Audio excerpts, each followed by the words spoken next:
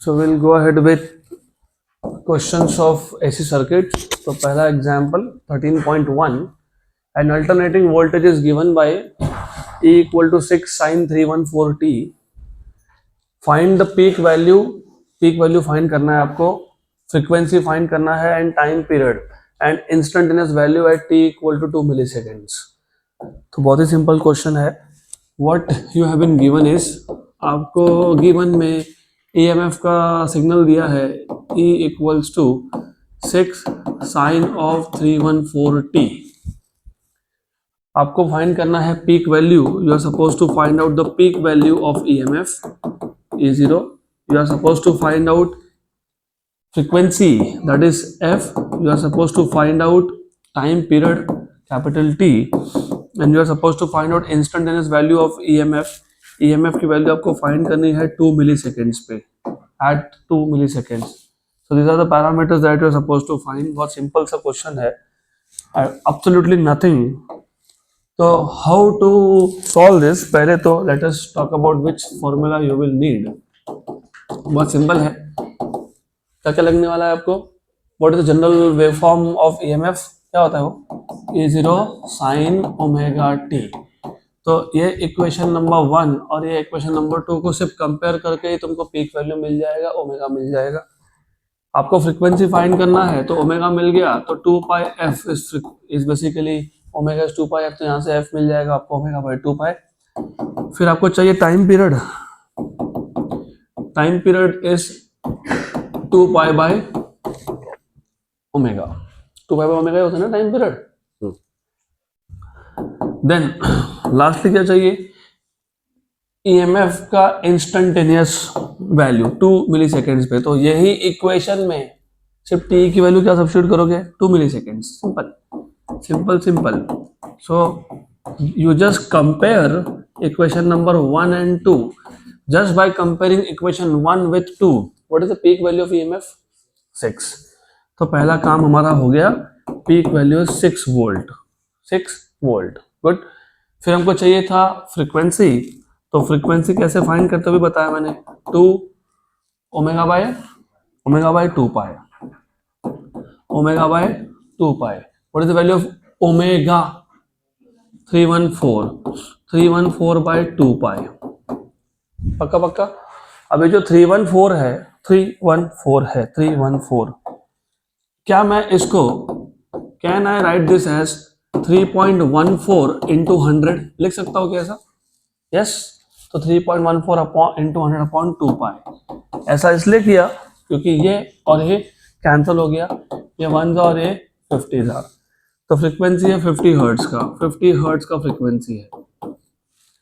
तो फ्रीक्वेंसी मिल गया. तो टाइम पीरियड या तो ऐसा निकाल लो, या तुमको पता है time period is 1 upon frequency. एक ही बात है. तो time period is 1 by frequency which is 1 by 50. तो यू हैव 1 बाय 50 कितना होता है? 1 बाय 5 कितना होता है? 0.2. और ये 10⁻⁻1 तो कितना हो गया? 0.02 सेकेंड. ये हो गया टाइम पीरियड. और क्या चाहिए था? Instantaneous value of EMF. E equal to 6 sine of 314t. E equals to at t equal to 2 millisecond बोला है ना आपको. तो क्या करना, सिर्फ टाइम की जगह पे 2 मिलीसेकेंड वैल्यू सब्स्टिट्यूट कर देना. तो साइन ऑफ 314 गुड. 2 मिलीसेकेंड मतलब 2 इंटू 10⁻³ मिलीसेकेंड आ गया. पक्का पक्का. Sure. How much is this? 628 into 10⁻³ मतलब 0.628. हाँ, लेकिन 0.628 को कैलकुलेट कैसे करोगे? 2 पाई बाय 10. तो 2 पाई बाय 10 उसको कैसे कैलकुलेट करोगे फिर? अज्यूमिंग, एक काम करना, सबसे पहले थोड़ा सा लॉजिकली सोचो. ये 628 है कि नहीं? 628 है ना? Very good. तो इसको 6.28 लिखा अगर मैंने, इसका मतलब यहाँ के 10 के जो 2 पावर है इसको दे दिए तो कितना बचा? ऑफ -1, ये कितना है 2 पाई, 2 पाई, और नीचे कितना है 10, तो ये कितना हो गया π/5. I am asking you कि how do you find out sin of π/5? That's my question to you without log table, without calculator. नहीं, मेरे को प्रोसेस बताओ. I don't want to know near about answers.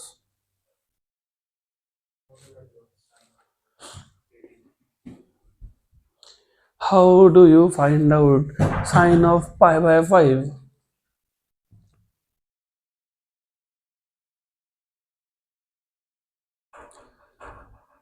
तो अभी थोड़ा ज़रा सोचो इसके बारे में. यू शुड नो दिस, ये आपको पता होना चाहिए. मेरा तो क्या काम है, आई हैव कैलकुलेटर, मैं कैलकुलेट कर देता हूँ, but you need to think. Mathematics के तुमको लगेगा, you have to know this कि how to find such values.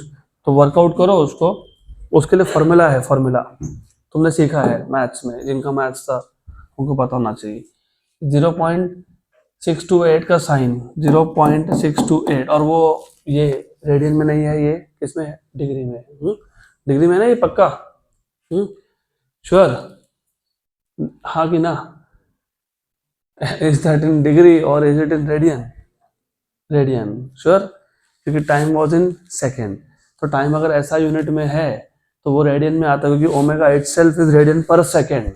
तो सेकेंड और ओमेगा इज रेडियन पर सेकेंड, सेकेंड सेकेंड कैंसिल हो गया, तो वो रेडियन में है, रेडियन में. तो रिमेंबर, रेडियन में. तो कैलकुलेशन करते वक्त भी ध्यान देना वो रेडियन में है. 0.628, इसका क्या लेंगे sign.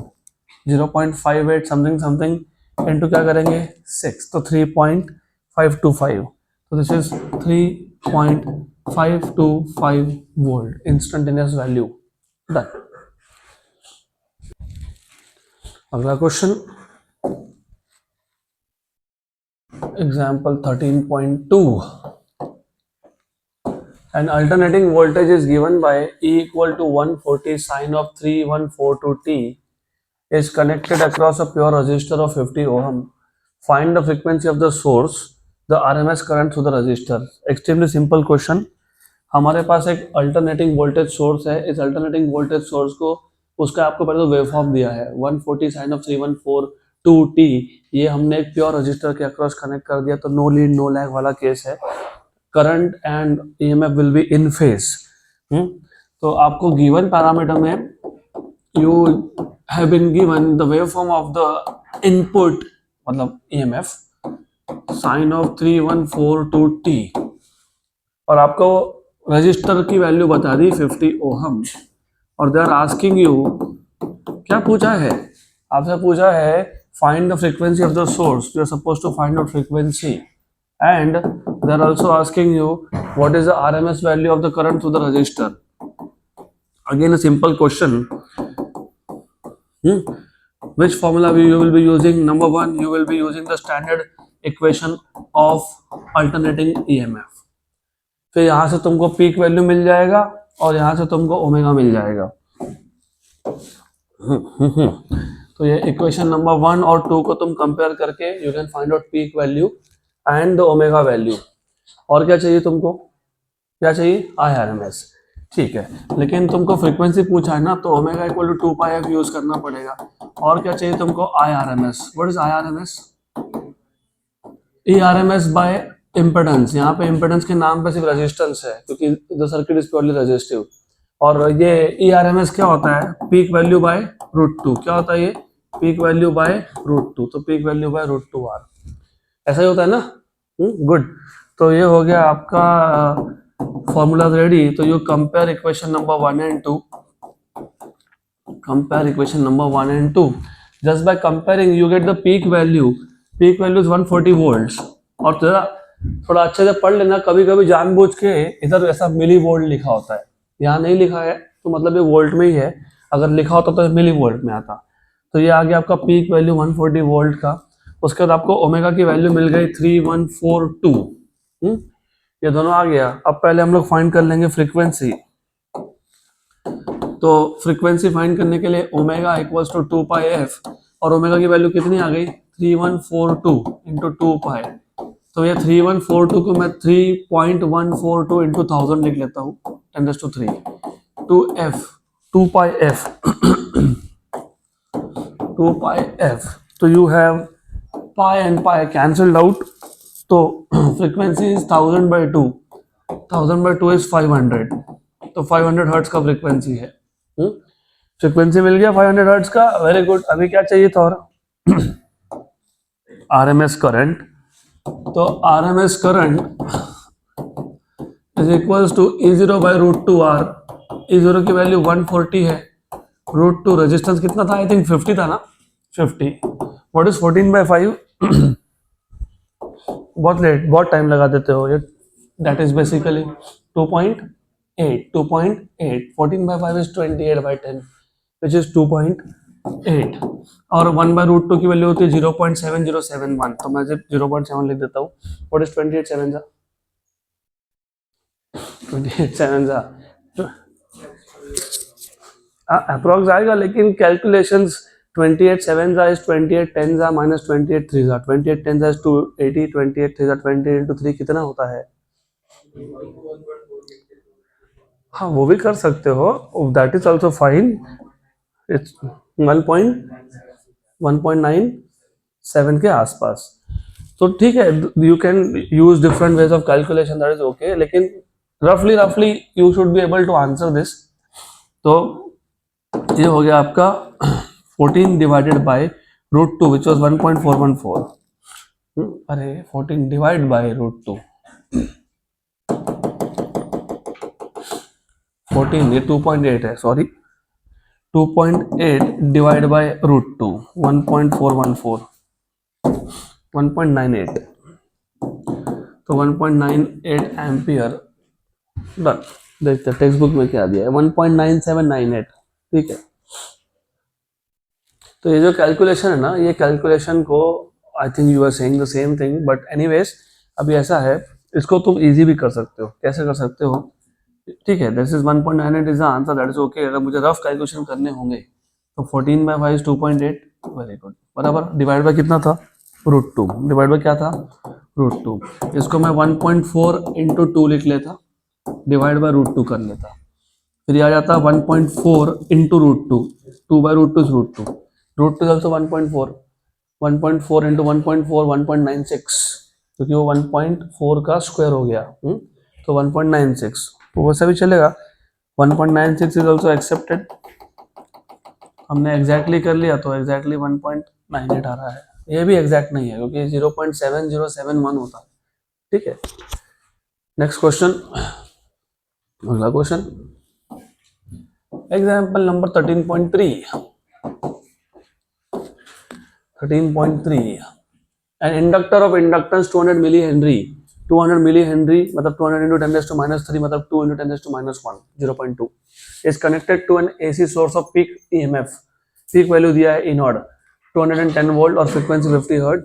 Calculate the peak current, I0 की वैल्यू पूछी है आपको।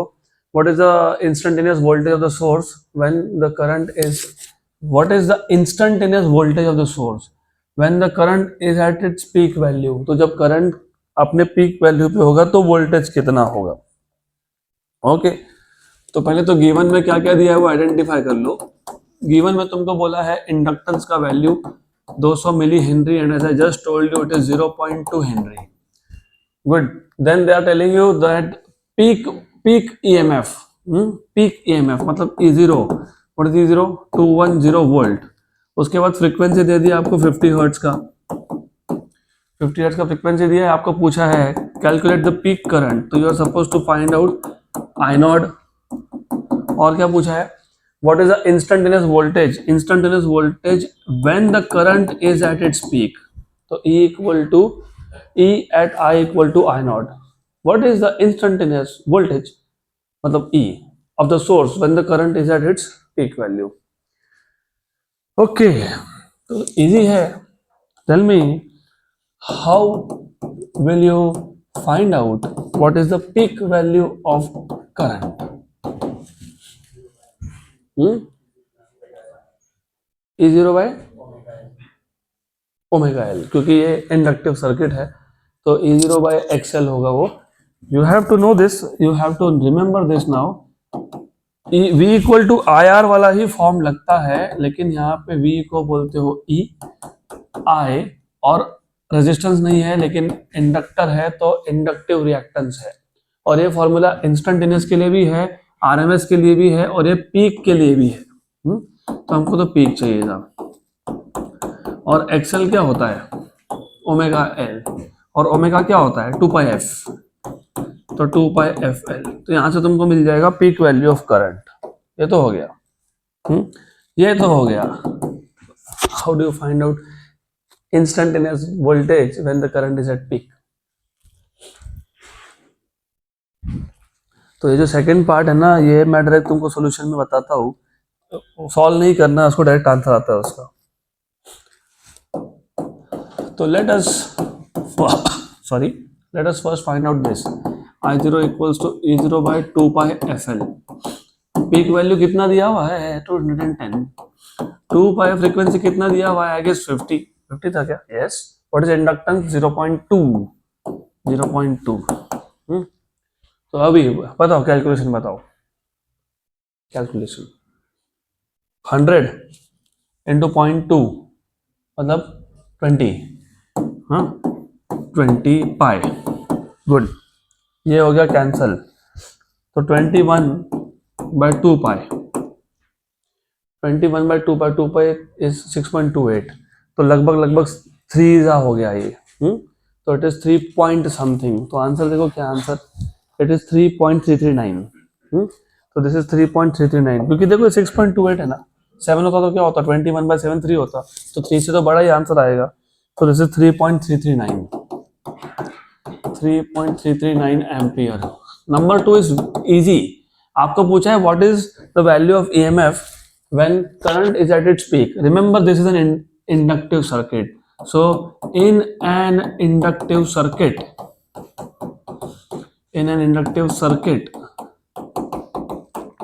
there is phase difference of pi by 2 between E and I. So therefore अगर एक साइन वेव तो दूसरा कोसाइन वेव है, तो ईएमएफ लीड करता है। तो therefore I equal to I0 sine omega t and E equal to E0 cos omega t. ऐसा होगा कि नहीं होगा?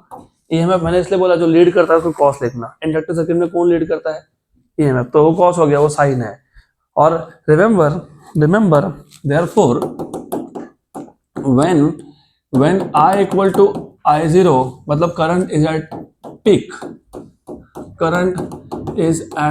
पीक। अब मैं इतना सॉल्व करके दे रहा हूँ, सॉल्व नहीं करना था, आंसर 0 आने वाला है। क्योंकि जब तुम बोल रहे हो I इक्वल टू I0 मतलब I0 कैंसल, तो साइन ओमेगा टी की वैल्यू कितनी आ गई? 1। कितनी आ गई? 1। देयरफॉर साइन ओमेगा टी 1 मतलब ओमेगा टी कितना हो गया पाई बाय 2। तो E equal to E0 cos of omega t मतलब E0 cos of pi by 2 that is equal to 0। वो सिंगल स्टेटमेंट था। फेज डिफरेंस पाई बाय 2 अगर है और अगर करंट लीड कर रहा है, पीक पे है करंट, तो ईएमएफ का वैल्यू 0 आने वाला है। लेकिन तुमको मैंने मैथमेटिकली सॉल्व करके दिया, तो बिकॉज बोर्ड में तुमको स्टेप्स के मार्क्स होते हैं। डन। अगला question 13.4। A capacitor of 2 microfarad is connected to an AC source of EMF 250 sin 100 pi t. Write an equation for instantaneous current through the circuit and give reading of AC ammeter connected in the circuit. Extremely simple question. हमको given parameter में हमको बोला है कि हमारे पास एक capacitor है 2 microfarad का, 2 × 10⁻⁶ फैरड का। It is connected to an AC source of EMF is 250 sin of 100 pi t. Equation number 1. Write an equation for find the equation for instantaneous current I and also give the reading किसका reading? Ammeter का। What is the reading of ammeter? You know, RMS value। तो RMS value पूछा है तुमसे, तो you need to know which circuit is this. This is a capacitive circuit. Who leads, who lags? Current, current Leeds. Very good. तो अगर E sign है तो current कौन सा वेव होगा? कॉस. तो तुम लिख सकते हो I0 cos of omega t. Good, right. ये एक फॉर्मूला लगने वाला है. E equal to E0 sine omega t, ये लगने वाला है. Equation number 2.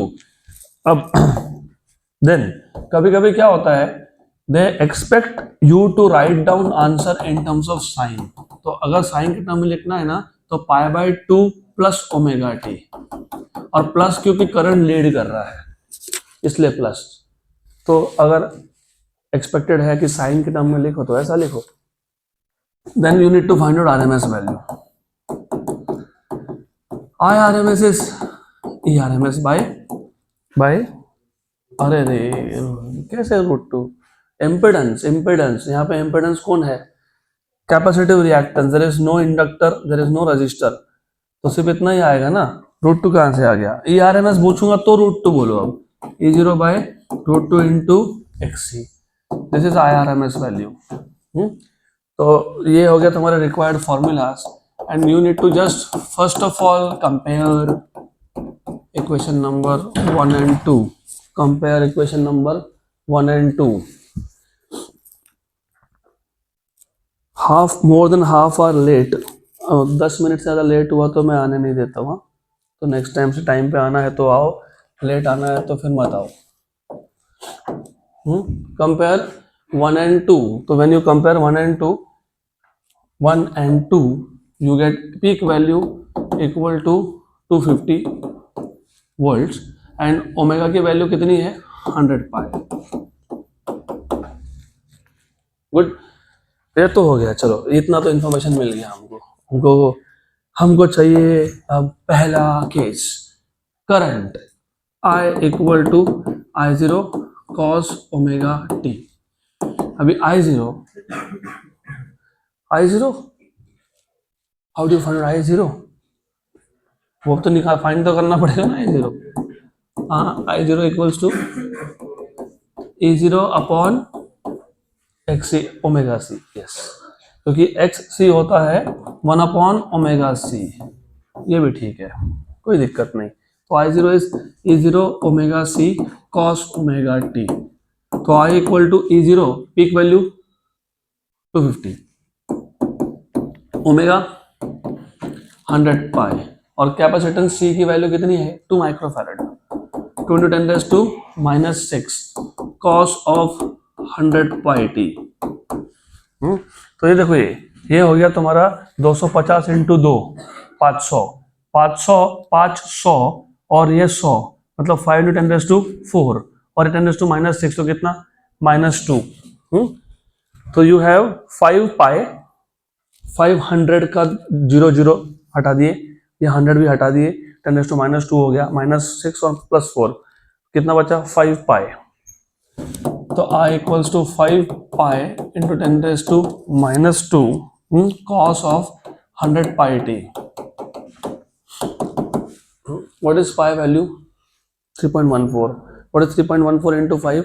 इंटू 5 होना, मल्टीप्लाई डिवाइड बाय 2 कर लेना. इजी पड़ता है ना. कितना? 15 पॉइंट. बराबर ही तो बोल रहे हो. 5 × 3 is 15.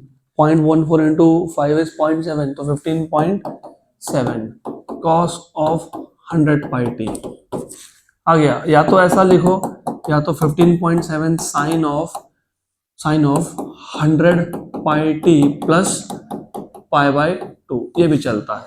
It also works. हो गया. तो ऐसा आना चाहिए. देखते हैं अभी आपका टेक्स्ट बुक में आंसर क्या है. या बराबर, ये 10⁻² से मल्टीप्लाई करना बाकी रह गया ना. 15.7 × 10⁻² आएगा ना, तो ये जो डेसिमल है शिफ्ट होगा कि नहीं इधर? यस.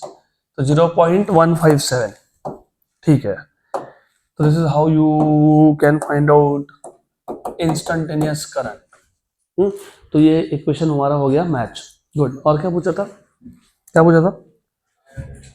अब देखो अभी IRMS तुमसे पूछा है, तुमने ऑलरेडी पीक वैल्यू करंट का फाइंड कर ही लिया, ये पीक वैल्यू होता है कि नहीं, तो फिर ये RMS फाइंड करने के लिए इतनी मेहनत मत करना। What is RMS value? I0 by √2, क्योंकि तुमने ऑलरेडी I0 फाइंड कर लिया, इसके लिए you can directly right this down now. तो ठीक है, तो यह आ जाएगा आपका what we were supposed to find was IRMS. IRMS is I0 by √2. This is I0, 0.157 by √2. What is 0.157 into 0.7? अरे by √2 किया ना, 1 by √2 0.7071, 0.157 divided by 1.414, 0.111, 0.11 एम्पियर। इसको भी मैच कर लेते हैं, 0.111 एम्पियर। डन, हो गया क्वेश्चन खत्म। चलो अगला question, next question.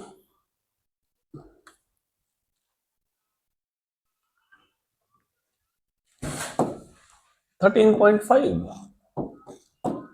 100 milli henry inductor, inductance की वैल्यू बता दी आपको 100 मिली हेनरी, और 25 microfarad capacitor 25 × 10⁻⁶ and 15 ohm resistor, मतलब LCR सर्किट है, are connected in series to a 120 volt RMS value of voltage, 50 hertz frequency, AC source. Calculate impedance Z = √R² + XL - XC², current at resonance, current at resonance, current at resonance, IRMS = ERMS by Z, लेकिन at resonance Z is R, क्योंकि XL = XC होता है, right. Resonant frequency FR 1/2π√LC। तो आपको इस circuit में क्या क्या दिया है, गिवन पैरामीटर्स में आपको दिया हुआ है इंडक्टेंस की वैल्यू 100 मिली हेनरी, मतलब 10⁻⁻1, मतलब 0.1, तो 100 मिली हेनरी इज बेसिकली 100 × 10⁻³ तो 0.1 हेनरी। फिर कैपेसिटर दिया है 25 माइक्रोफैरड का, which is basically 25 × 10⁻⁶ farad. Then resistor दिया है 15 ओहम का, RMS वैल्यू ऑफ वोल्टेज दिया हुआ है 120 वोल्ट, और फ्रीक्वेंसी दिया हुआ है 50 हर्ट्ज, 50 हर्ट्ज का फ्रीक्वेंसी दिया हुआ है। आपको पूछा है नंबर 1 इम्पेडेंस, तो you are suppose to find out number 1 impedance, number 2 they are asking you current at resonance, current at resonance पूछा है, current at resonance. Number 2 resonant, number 3 resonant frequency FR। Good, तो formula तो तुमको पता ही है सारे के सारे।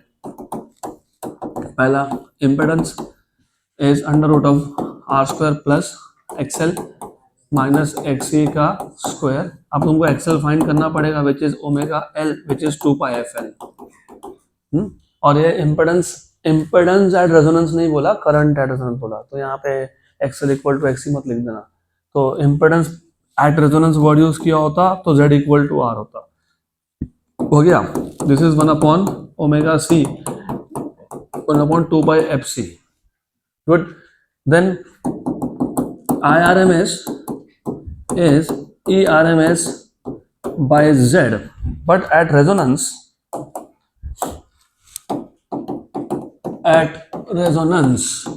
since you have XL = XC, therefore Z = R, therefore RMS current is RMS voltage upon R, 120/15, क्योंकि R के लिए 15 थी, वो 120 था, तो 8 एम्पियर, 120/15 से 8, तो 8 एम्पियर आ गया। ये हो गया। और क्या पूछा लास्टली, रेजोनेंट फ्रीक्वेंसी पूछा है। रेजोनेंट फ्रीक्वेंसी सिंपल है, FR = 1/2π√LC।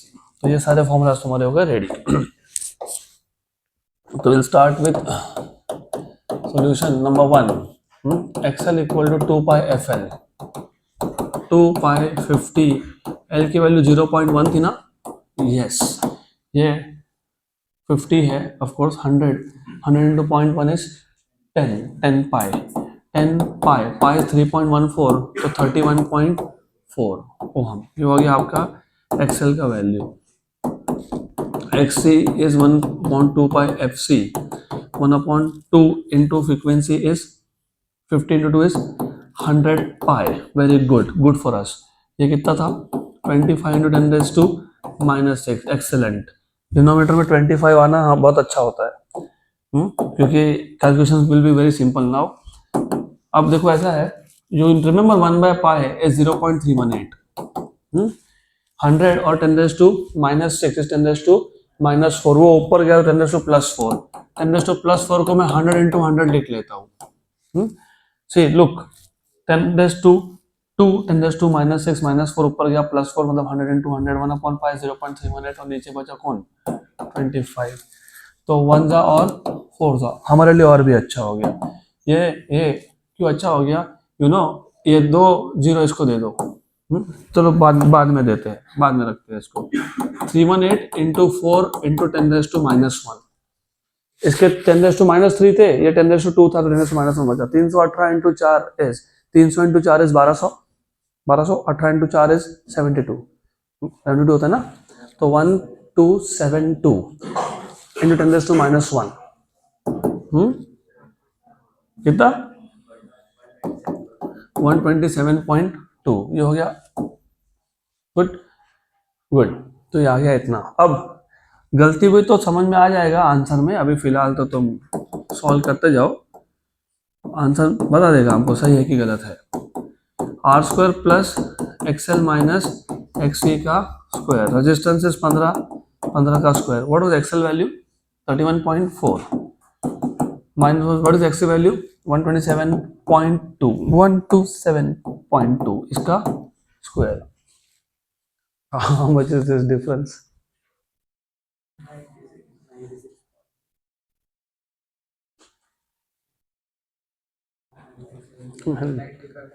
$95.8. 127.2. वो 0.2 को साइड में रखो, भूल जाओ उसको. 31.4. तो 127 में से पहले 31 माइनस करो, 96. अभी 0.4 माइनस करो, 0.4 माइनस करोगे ना, ये ऐड करोगे. कैलकुलेशंस को लेके you have to learn. You are still stuck there. तुम ना अभी भी उसी मोड में हो, सालों सालों तक तुम उसी मोड में हो. उधार लिया 8, ये 5 और ये 9. 95.8. लेकिन 95.8 कैलकुलेट करने के लिए you have to think of this directly. तो you have to learn 95.8. What is 15 का स्क्वायर? 225. व्हाट इज 95.8 का स्क्वायर? 96 का स्क्वायर करने से बेटर 95 का स्क्वायर करो, क्योंकि इसका तुमको पता ही है. 25 लिख लेना, इसका अगला नंबर कितना होता है? 10. तो 9025 ये 95 का स्क्वायर है पक्का. इसको 9100 मान लेना. 9100 मान लो, उसमें 225 ऐड कर लो. कितना हो गया? चलो इतना ऐड कर लो, इतना कर लो, क्या फर्क पड़ता है. How much is this? 9250. 9250 का रूट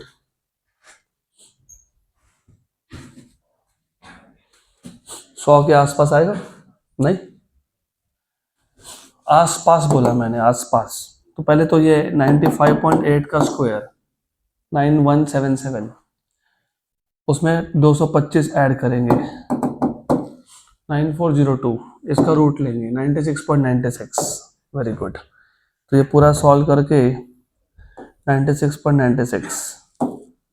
दिस इज 96.96 ओहम. अभी पहले चेक करने दो, because we have to of course cross verify. कौन सा क्वेश्चन था ये? हाँ, तो 13.5 इन्होंने तो डायरेक्टली रेजोनेंस पे ही फाइंड करके रखा हुआ है. रेजोनेंस पे तो Z इक्वल टू R होगा ना, वो तो 15 ही होगा. तो इन्होंने इम्पीडेंस, अच्छा रेजोनेंस पूछा था, माय मिस्टेक. तो रेजोनेंस पूछा है तो करना ही नहीं है फिर तो. पर एक एक्स्ट्रा हो गया, चलो हमारा एक एक्स्ट्रा हो गया काम, थोड़ा कैलकुलेशन एक्स्ट्रा हो गया, कोई बात नहीं। तो इन्होंने जो पूछा था वो भी देख लेते हैं, वो तो एट रेजोनेंस पूछा है। तो at resonance, sorry my mistake, लेकिन good that we have done one extra thing. तो एट रेजोनेंस अगर पूछा है तो ये तो बड़ा सिंपल है, 15 वो। गुड, कभी कभी गलती अच्छे के लिए होती है, अच्छा हो गया, we have done one extra question, ये हो गया। उसके बाद क्या पूछा था तुमको? ये भी रेजोनेंट फ्रीक्वेंसी नहीं, they have asked you to find out RMS, मतलब current at resonance, A R M S by R. ये तो 8 एम्पियर, ये तो 8 एम्पियर आने वाला है, 8 आने वाला है। 120 बाय व्हाट इज आर 15, ये तो 8 एम्पियर है, जस्ट टू सिंपल। उसके बाद क्या पूछा था? Resonant frequency 1/2 pi root of L C, 1/2 pi root of L C. L की वैल्यू 0.1 और ये कितना था? 25 इंटू 10⁻⁻6, -6, 25 का 5, 10⁻⁻6 का -3, और 0.1 इज,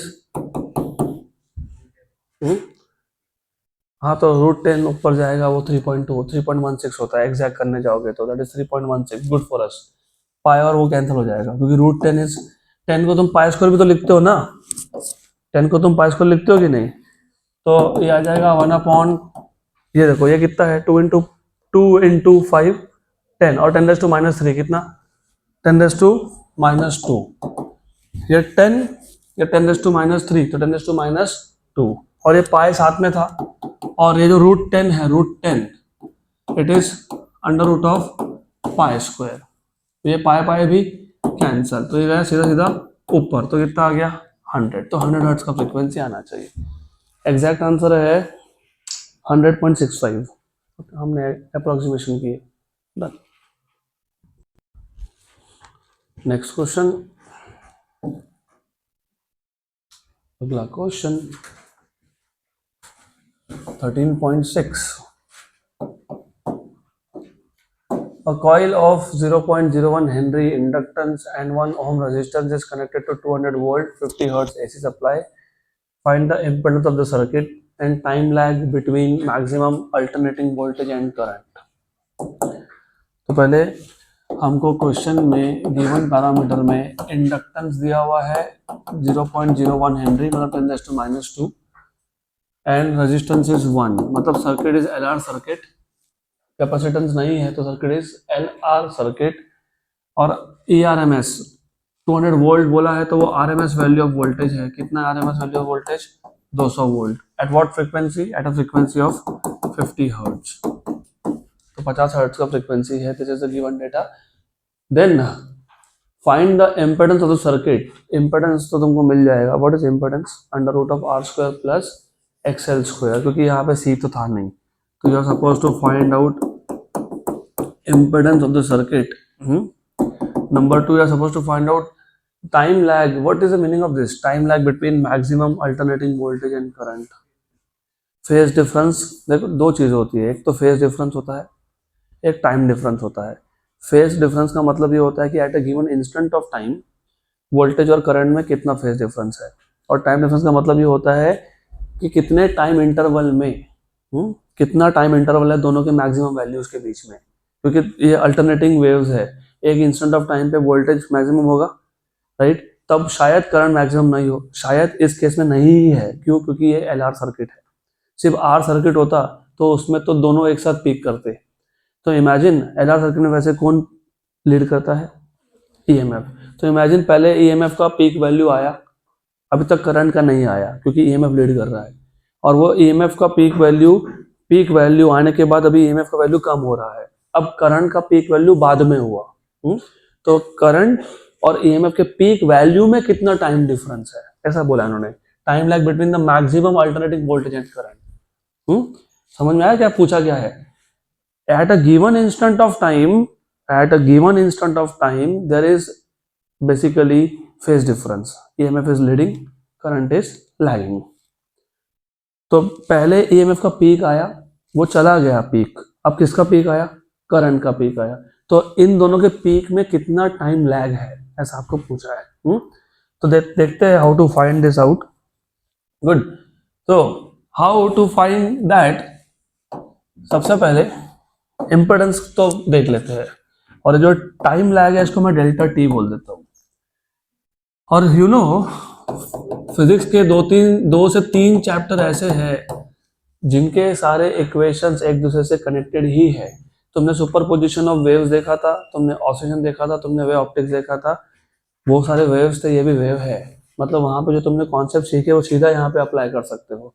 गुड, तो पहले तो मैं इम्पिडेंस फाइंड करना बता देता हूँ। You have R square plus XL square, and of course XL तुमको भी पता है 2 पाई एफ एल होता है वो, और तुमको एल और एफ दिया हुआ है। अच्छा ठीक है, before I tell you the time difference, do you remember the relation between path difference and phase difference? Path difference equals to lambda by 2 pi into phase difference. Phase difference equal to 2 pi by lambda into path difference. यहाँ पे भी वैसा formula बना सकता हूँ, लेकिन क्यों इतनी मेहनत करनी है, हम लोग ना बहुत बेसिक चीजें स्टार्ट करेंगे। Do you remember this? What is this omega? Angular velocity, that is basically theta by t. मैं थीटा को फाई लिखूँ क्या? Yes I can write down, मेरी मर्जी। What is phi? Omega t. What is delta phi? Omega delta t. What is delta t? Delta phi by omega. ये हो गया हमारा काम। गुड, इसलिए चैप्टर्स आर सो कनेक्टेड, क्योंकि वो कौन डिराइव करते बैठेगा? फेज डिफरेंस से भी होता है वो डिराइव, मुझे नहीं करना। I don't want to do it. You want to know how to do it, मैं बता देता हूँ, but this is very straightforward. तो तुमने ऐसा सीखा था, अगर याद होगा तो, phase difference is 2 pi by lambda into path difference, सीखा था क्या?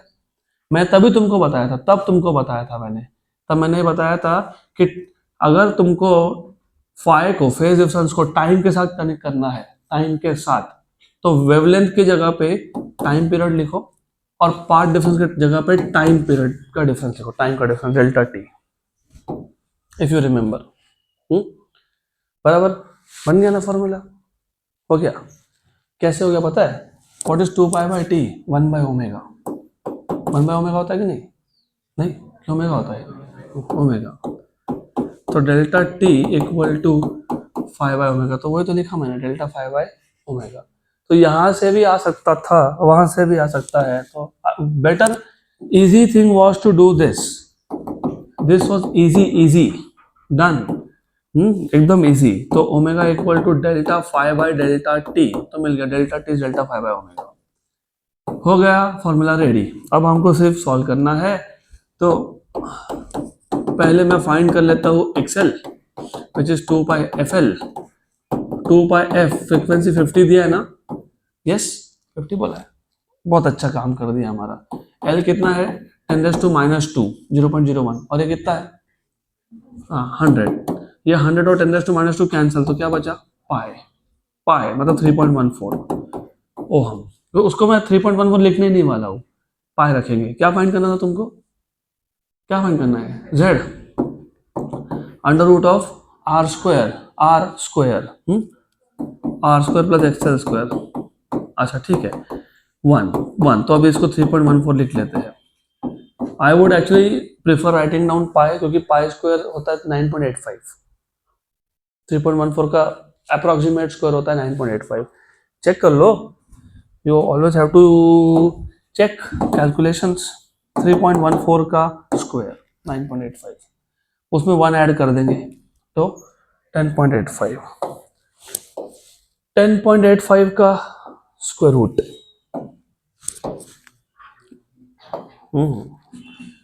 3.2 से थोड़ा सा ऊपर जाएगा वो, तो ये 10.85 इसका रूट एग्जैक्ट ही कर लेते हैं ना। इसमें ऐड कर लेंगे 1, उसका ले लेंगे रूट 3.29, 3.3 मतलब 3.29 ohm. This is the impedance. चलो चेक करते हैं क्या दिया है। 3.29 ओहम, गुड। तो 3.29 आ गया आंसर, गुड। देन अब क्या चाहिए तुमको, डेल्टा टी। तो तुमको अगर डेल्टा टी चाहिए, अब प्रॉब्लम ये है कि डेल्टा टी के तुमको पहले डेल्टा फाई चाहिए। ओमेगा तो तुम्हारे पास है 2 पाई एफ। अब डेल्टा फाई कैसे फाइंड करोगे? Impedance triangle, impedance triangle. ये साइड कौन था? आर। ये कौन था? एक्सएल। और ये कौन है? जेड। अब देखो तुम्हारे पास जेड भी है, तुम्हारे पास एक्सएल की वैल्यू भी है, तुम्हारे पास आर भी है। तो अब तुम्हारी मर्जी कॉस फाई यूज करना है कि टेन फाई यूज करना है, क्योंकि क्या होता है हमारे पास कौन सा साइड है उसके हिसाब से हम डिसाइड करते हैं कि क्या यूज करना। हमको तो तीनों ही पता है यहाँ पे। तो we know this is R, we know this is xl, this is z, and this is phi. If I take cos phi, it will be r by z. If I take tan phi, it will be xl by r. तो whichever you want to use, you can use, but थोड़ा सा सोचो अच्छे से। ये value कितनी थी? पाई। ये कितनी थी? 1। ये कितनी है? 3.29, मतलब 3.3। करेक्ट? Good good. तो what do you think is easy for you to do? tan, क्योंकि opposite side upon adjacent, adjacent तो 1 है ना, तो डेट इज डायरेक्टली पाई। तो tan फाई की वैल्यू पाई, मतलब tan फाई की वैल्यू 3.14, तो तुमको वहां से फाई मिल जाएगा। So therefore if I take tan of phi that is xl by r, तो tan ऑफ फाई xl की value pi by r, r is 1 which is 3.14। तो बस तुमको फाई मिल जाएगा यहाँ से tan inverse of 3.14. What is the approximate value? 73, क्योंकि tan of 60 is √3, √3 is 1.732, और tan of 90 तो इन्फिनिटी होता है, मतलब 60 के तो ऊपर ही है ये। और कल या परसों किसी क्वेश्चन में मैंने बताया था तुमको tan इनवर्स ऑफ 5 80 डिग्री पे आता है। तो अभी you will have to use tables, directly तो नहीं बता सकते यहाँ से। तो यू आर सेइंग 73, चलो अभी देख ही लेते हैं। 72.35, तो ये 72.35 डिग्री पे आता है। If you want to verify you can verify, calculator है हमारे पास तो कर लेते हैं। पहले मैं डिग्री में जाता हूँ, 72.35 का tan 3.14 बराबर आ गया। गुड। क्या चाहिए था हमको? क्या चाहिए था? टाइम लैग चाहिए था ना। What is time lag? Delta phi by omega. What is delta phi? 72.35। नहीं चलेगा, नहीं चलेगा। क्यों नहीं चलेगा? रेडियन ऐसा यूनिट होता है, डिग्री नहीं। How do you convert? 180 by पाई से मल्टीप्लाई करते हैं, कि पाई बाय 180 से मल्टीप्लाई करें।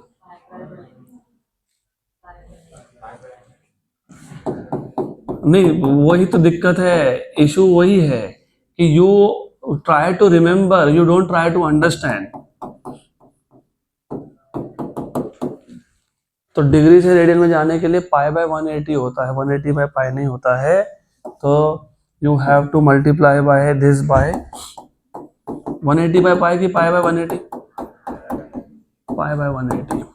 गुड। वैसे डायरेक्ट भी बता सकता हूँ मैं, बट 11th का पहला चैप्टर था डिग्री टू रेडियन और रेडियन टू डिग्री कन्वर्जन। पहला चैप्टर यूनिट्स एंड मेजरमेंट, उसमें मैंने तुमको बताया है 2 पॉइंट समथिंग इंटू 10⁻⁻²। तो anyways 72.35 divide by 180, divide by 180 0. और अब ये पाए 3.1, अच्छा 3 पक्का 3.14, श्योर 3.14। हाँ गुड। कितना हो गया? 1.26। नहीं तो कोई बोलता 180 लिखो वापस, तो कितना आएगा ये? 1.26, 1.26 अपॉन ओमेगा कितना है? Omega 2 pi F, 2 pi F. See again, थोड़ा टाइम जा रहा है मुझे पता है, but you have to always keep an eye on. तुमको यूज कहाँ करना है? यहाँ यूज करना था ना, तो तुमने तुम्हारा टाइम वेस्ट कर लिया ये कन्वर्जन करने में। करना ही नहीं चाहिए था। क्यों नहीं करना चाहिए था? पाई पाई बाय बाय हो जाएगा यहाँ से। क्यों? नीचे 2 पाई एफ है ना, तो इसको ऐसा लिख दो ना फिर 72.35 इंटू पाई बाय 180। ठीक, तो यहाँ से ये पाई और पाई कैंसल हो गया। Very good, good for us. 72.35 2 into F कितना है 150, कितना है 50, हमारे लिए और अच्छा हो गया 50 हो गया। वेरी गुड, गुड फॉर अस। क्योंकि अब सिर्फ इन दोनों को डिवाइड कर लेता हूं मैं, मुझे सिर्फ डेसिमल शिफ्ट करने पड़ेंगे। और 72.35 बाय 180 तो मैंने तुमको अब भी बताया, 72.35 डिवाइड बाय 180 कितना था 0.4, और दो डेसिमल शिफ्ट करो नीचे 100 है तो 0.004 सेकेंड, 4 मिली सेकेंड। देखते हैं आंसर टेक्स्ट बुक का 0.004 सेकेंड एग्जैक्ट। अभी देखो ये तो तुमको मैंने 72.35 बाय 180 कैलकुलेटर से करके दिया। कैलकुलेटर नहीं भी करते तो भी प्रॉब्लम नहीं था। क्यों नहीं था? व्हाट इज 75 का डबल 150, व्हाट इज 75 का आधा 37.5, तो 150 में अगर मैं 37.5 ऐड करूं तो 187.5, हाँ कि ना? तो इमेजिन कर लो ये 72.35 नहीं है, ये क्या है 75, नीचे 180 नहीं है, क्या है 187.5। तो क्या हो गया 1 जा एंड 2.5 जा बराबर 2.5 जा, श्योर श्योर 100% बराबर है ना? तो ये जो 2.5 है 2.5 है, और ये कितना है 100 है ना, 2.5 और 100 तो कितना हो गया पता है 1/250 कितना होता है? गुड, हो गया, डायरेक्टली आ गया आंसर। अगला क्वेश्चन वेरी डिफिकल्ट क्वेश्चन, मतलब very simple question. Example 13.7, a 100 ohm resistor is connected to a 220 volt 50 hertz supply। R की वैल्यू 100 है, ERMS दिया है, फ्रीक्वेंसी दिया है। What is the RMS value of current in a circuit? What is the net power consumed over a full cycle? अभी थोड़ा careful रहूंगा मैं, पूरा पढ़ लूंगा मैं पहले। ओवर फुल साइकिल बोला है, ओके ठीक है, नहीं तो फिर अननेसेसरी सिंपल क्वेश्चन भी बड़े बड़े हो जाते हैं हमारे। तो यू हैव 100 ओहम का register and then you have RMS value of voltage, how much 220 volt, and frequency is 50 hertz. Good, then you are supposed to find out RMS value of current IRMS, and then you are supposed to find out net power consumed, it is a joke, net power consumed over a full cycle, average। so what will be the formula to find out IRMS? ERMS by R, क्योंकि ये सिर्फ resistive circuit है तो Z के नाम पे सिर्फ R ही है इसमें। What is power consumed ERMS IRMS। तुमको जनरल फॉर्मूला लिखना है तो cos फाई लिख दो, लेकिन cos फाई की वैल्यू 1 होती है इस केस में। हमने average power over a full cycle of resistive circuit derive किया था, ERMS इनटू IRMS, जिसको तुम एपरेंट पावर भी बोलते हो। गुड, तो सिंपल तो IRMS is ERMS by R। What is ERMS? 220। What is IRMS? Sorry, what is R? 100। तो कितना हो गया 2.2 ampere, 2.2। Good। Then average power is joke ERMS into IRMS। What is ERMS? What is ERMS? 220। पक्का पक्का। What is IRMS? कितना 2.2, 22 का square है ये 484 वैट हो गया। अगर किलोवाट में लिखना होगा तो कितना 0.484। नेक्स्ट क्वेश्चन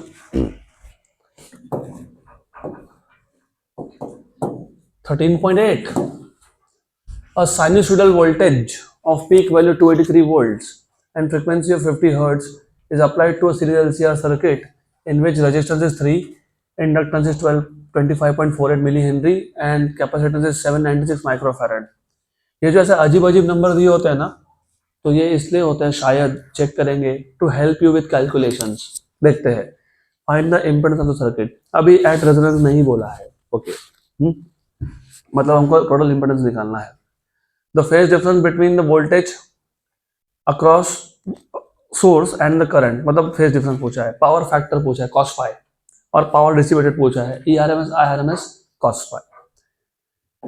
तो हमको गिवन पैरामीटर में क्या क्या दिया है, हमको बोला है peak value of voltage, voltage का पीक वैल्यू 283 वोल्ट का पीक वैल्यू है। उसके बाद फ्रीक्वेंसी है 50 हर्ट्ज का, 50 हर्ट्ज का फ्रीक्वेंसी है। उसके बाद आपको बोला है रेजिस्टेंस की वैल्यू इस सर्किट में सिर्फ 3 ओम है, ओके। इंडक्टेंस की वैल्यू 25.48 मिली हेनरी है, 10⁻³ हेनरी है, ओके। देन कैपेसिटेंस की वैल्यू यहाँ पे 796 माइक्रोफैरड है, 796 माइक्रोफैरड है, ओके। और आपको पूछा है impedance of the circuit, you are supposed to find out number 1 impedance of the circuit Z, number 2 क्या पूछा है, और phase difference phi, number 3 power factor which is cos phi, number 4 average power dissipated। तो obviously you know the formulas now, इतने time से हम वही formula use कर रहे हैं, तो अभी तुमको पता है ही, under root of R square plus XL minus x c का स्क्वायर। इसमें तुम पहले एक्सएल फाइंड करोगे 2πfl से, और तुम एक्सी फाइंड करोगे 1/2πfc से। उसके बाद फेज डिफरेंस कैसे फाइंड करोगे, इम्पीडेंस ट्रायंगल, कहाँ से, इम्पीडेंस ट्रायंगल, फेज डिफरेंस। तो if you remember impedance triangle में अपोजिट साइड होता है रिएक्टेंस का साइड, और ये होता है रेजिस्टेंस का साइड। तो रिएक्टेंस का side XL minus XC by R, क्योंकि मुझे अभी फिलहाल तो पता नहीं कि XL ज़्यादा कि XC ज़्यादा, तो मैंने मॉड डाल दिया, बिकॉज आई डोंट नो। तो कैलकुलेट करने के बाद समझेगा ना कि कौन सा बड़ा नंबर है। तो फिलहाल आई पुट अ मॉड, तो मॉड आ गया। फिर क्या चाहिए, पावर फैक्टर, इसका टेंशन नहीं है, ये R/Z होता है, adjacent side upon hypotenuse. Good. Number 4, average power consumed dissipated is average power, which is ERMS IRMS cos phi, right? Good. तुम actually if you logically think, तुम्हारे पास peak value of EMF है ना 283, वहां से तुमको ERMS मिल जाएगा क्या, हाँ, E0/√2, सही है, श्योर करेक्ट। और तुम cos phi तो निकालने ही वाले हो, और तुम Z तो निकालने ही वाले हो, तो थोड़ा मेहनत कम करना होगा तुमको। तो तुमको ये याद होना चाहिए, मैंने बताया था पहले भी तुमको, ऐसा मत लिखो फिर ERMS square by Z into cos phi. V²/R होता है कि नहीं, वो पावर इज V²/R, वो डीसी सर्किट होता है। इधर क्या आएगा, E²/Z इंटू कॉस फाई, क्योंकि ERMS मुझे इजीली मिलने वाला है, it is peak value by √2, correct. Z तो मैंने फाइंड करने ही वाला, वो तो क्वेश्चन में पूछा है तो करना ही पड़ेगा। और पावर फैक्टर भी पूछा है, तो this is how you reduce steps, नहीं तो फिर IRMS भी फाइंड करते, तो मत करो। तो पहला केस है मैं जिसमें एक्सएल फाइंड कर लेता हूँ 2πfl। How much is the frequency, 50 था क्या, 50। इंडक्टेंस की वैल्यू कितनी दी थी, I just don't know why they have given this weird number, देखते हैं 10⁻³ कुछ तो होगा। तो ये हो गया 100, और ये होगा 10⁻³ तो 10⁻⁻1, 25.4 into 10⁻⁻1 2.548 पाई, ये पाई बाकी है ना, पाई 2.548 into पाई इज 3.14, 2.5, 3.1 into 2.5, देखते हैं वॉट एवर इट इज।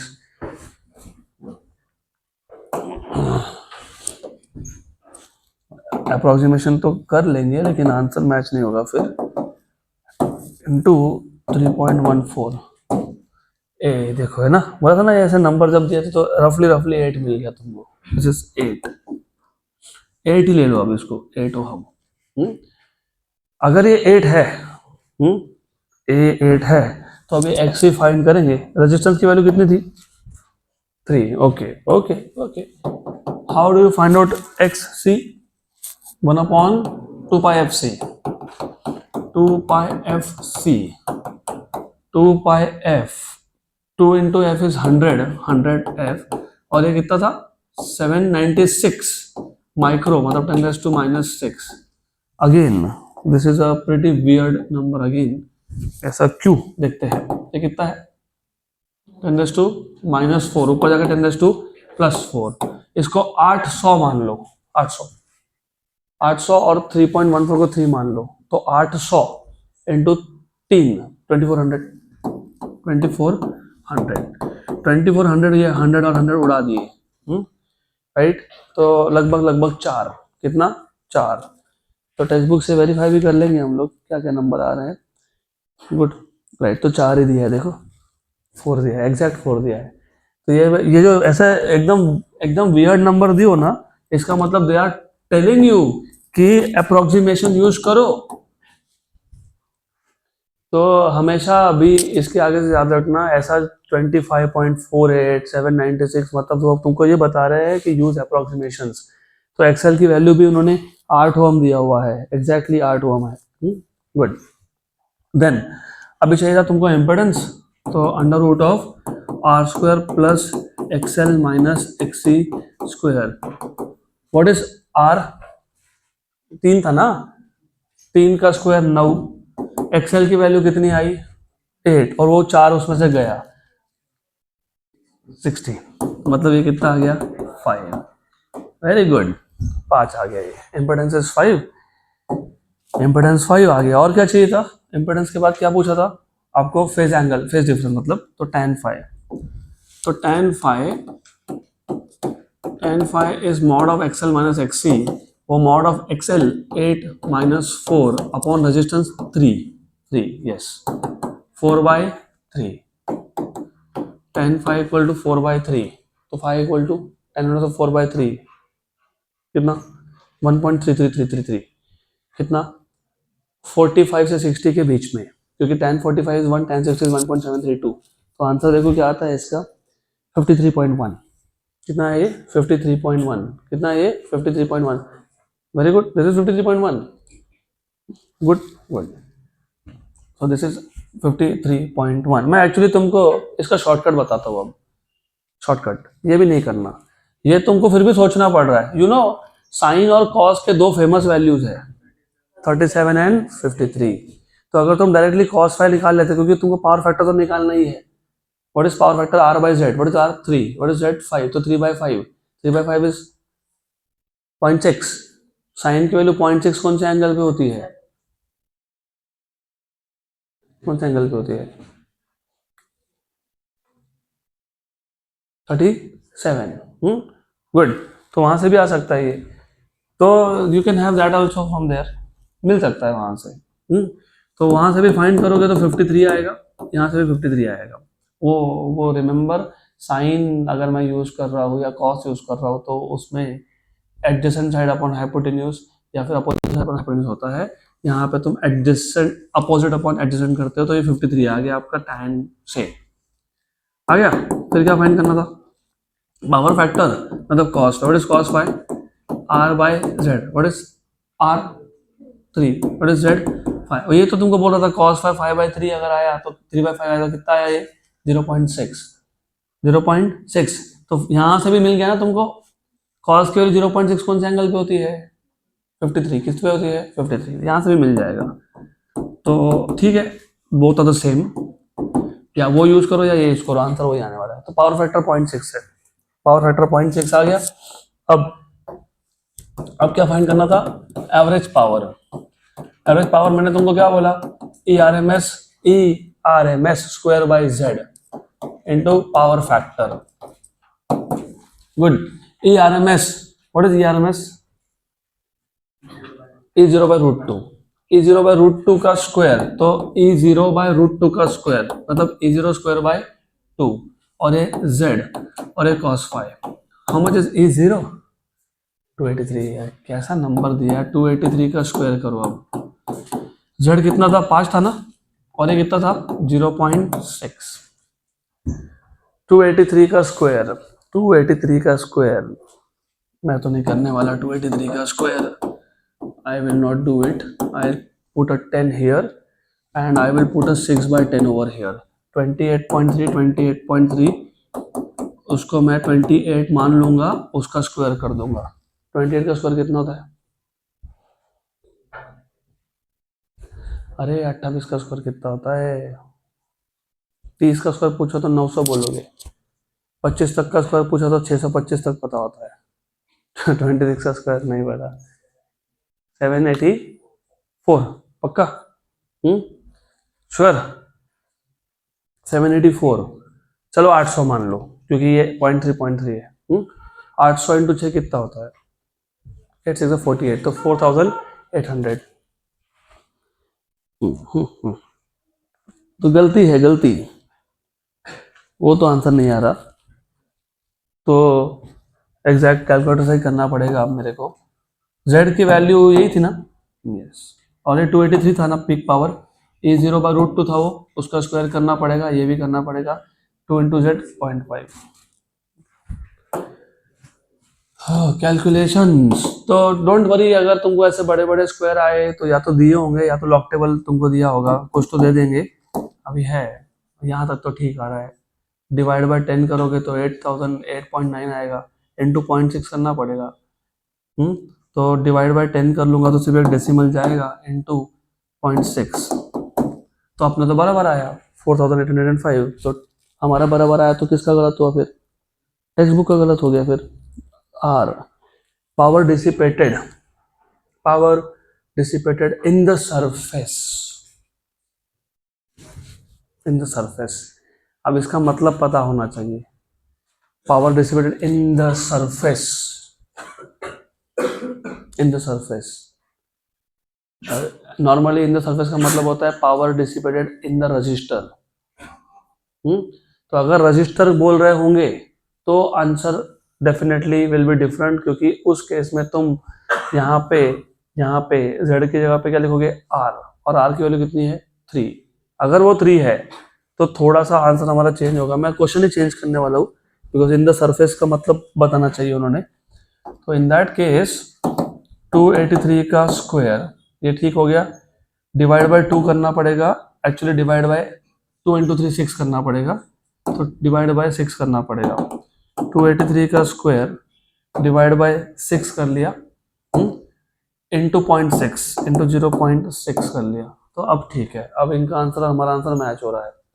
तो आई एक्सपेक्ट कि उन लोगों ने ना इन द सरफेस ये वर्ड ही गलत यूज किया है। They wanted to tell you in the resistor, तो वो रजिस्टर की जगह पे सरफेस प्रिंट हो गया, तो सरफेस का मतलब रजिस्टर होता है, ऐसा तो बोलना चाहिए फिर। तो the question is wrongly stated, तो यहाँ पे इन द रजिस्टर बोलेंगे तो टेक्स्ट बुक के साथ तुम्हारा आंसर मैच होने वाला है, नहीं तो नहीं होने वाला है। अभी ठीक है, व्हेन दे से रजिस्टर तो देन इट इज ओके। तो रजिस्टर बोलेंगे तो यहाँ पे रहेगा, क्या आएगा?